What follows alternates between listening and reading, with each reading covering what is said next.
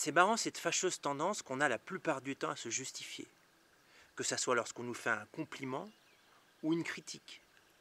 Et quand je dis se justifier, c'est soit pour se défendre de ce compliment ou cette critique, soit pour l'expliquer.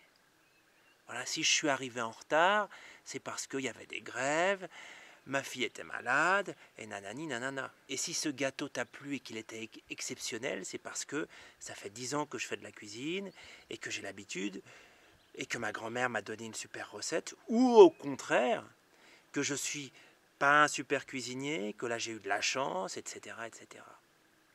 Et finalement, le fait de se justifier fait qu'on sort de la relation. Et on n'est pas capable d'accueillir ce que l'autre nous donne, ce présent que l'autre nous donne à travers ce compliment ou cette critique. La deuxième conséquence, c'est qu'on n'est pas capable de, de s'enrichir du point de vue de l'autre.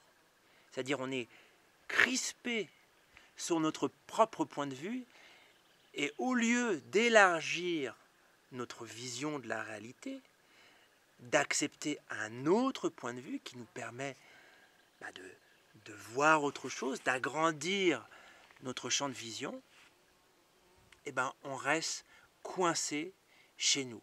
Et le fait d'être coincé chez nous aboutit à une troisième conséquence, une crispation, une tension qui nous empêche de nous remettre en question, qui nous empêche de réévaluer ce qu'on a fait d'un point de vue où on pourra la prochaine fois s'améliorer, tenir compte des erreurs qu'on a faites pour faire, entre guillemets, différemment ou mieux. Il faut bien comprendre que quand quelqu'un nous complimente ou nous critique, c'est les conséquences de l'action qu'on a posée qui sont mises en lumière et pas l'action elle-même. Lorsque on vous dit vous êtes en retard, on ne critique pas qu'est-ce qu'a fait que vous êtes en retard.